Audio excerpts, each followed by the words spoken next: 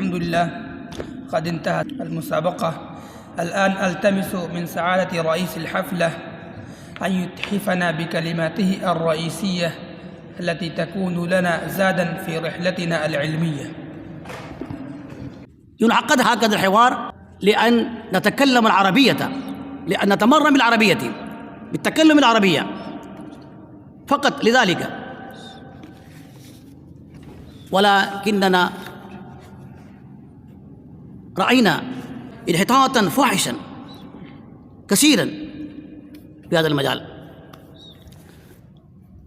هذا الحوار الكتابة أنفع أم الخطابة؟ الخطابة أولا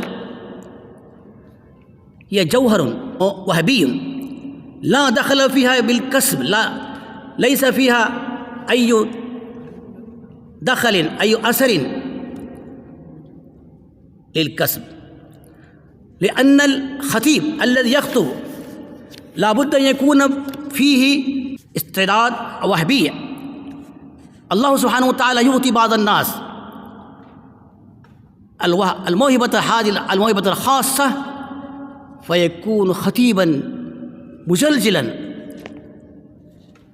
لا يستطيع كل شخص أن يخطب خطبة بارعة، لا يمكن أن يكون خطيبا بارعا إلا بالموهبة التي يعطيها الله سبحانه وتعالى. ولكن الكتابة كلها كسبية. الكسب لا بد فيها المطالعة، لا بد فيها الاجتهاد، السعي والجهد. الخطابة نفعها يكون عارضا، لا يكون دائما. كل من حضر في هذه الله فإنه يستفيد فقط وتأثر بهذا الخطاب. ولكن الكتابة فيها دوام، استمرار إلى مدة طويلة، وفيها عمق وفيه تأثير عظيم عميق كثير. القرآن حينما نزل قال النبي صلى الله عليه وسلم اكتبوا هذه الآية، اكتبوا هذه الآيات في ذلك المقام. فلا بد الكتابة. القرآن كله مكتوبا في لوح المحفوظ، والقرآن أيضا حينما نزل كتب على الفور، وبذلك نحن نجد القرآن مكتوبا عندنا ونستفيد منه. وجميع الكتب السماوية كلها مكتوبة، وبذلك كثر نفعها وازداد نفعها.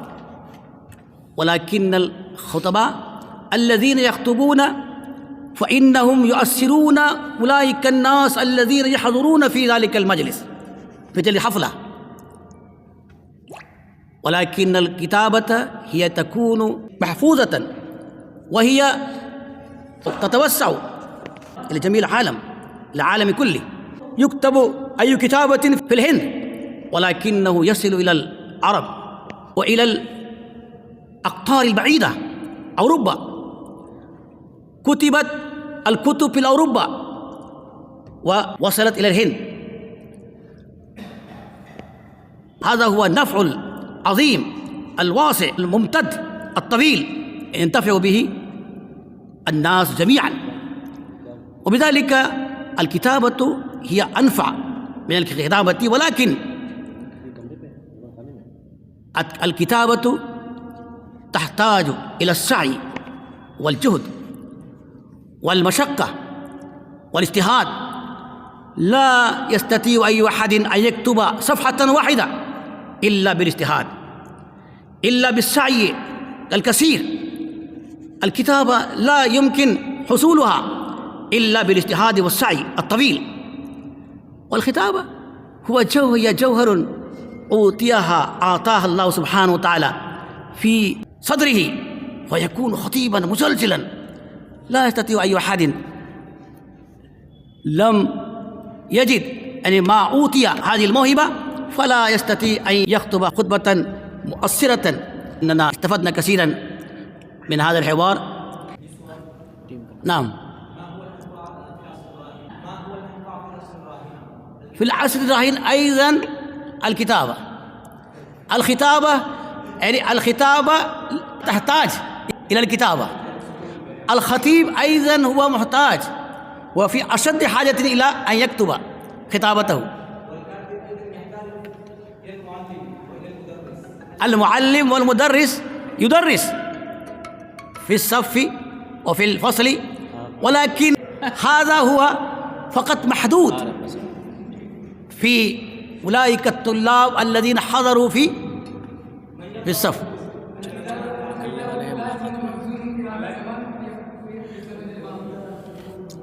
في زمن يعني في جميع الأزمان هكذا يعني. نعم.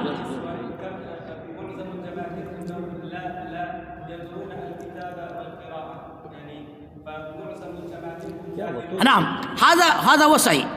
يعني الجماهير وعامة الناس إنما يستفيدون بالخطابة.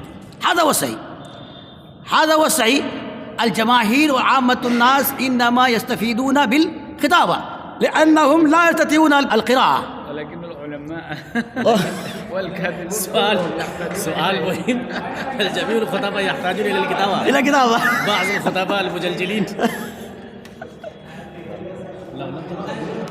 وإن هذا فرقة كتابية فإنه كتب ثم جاء، هذا هو لا يصح. إذا كان الخطابة لها نفع كثير، أنا أتسلم أن الخطابة هي أيضا أنفع، ولكنها أنفع فقط للحاضرين الذين حضروا في ذلك المجلس. ولكن هذه الكتابة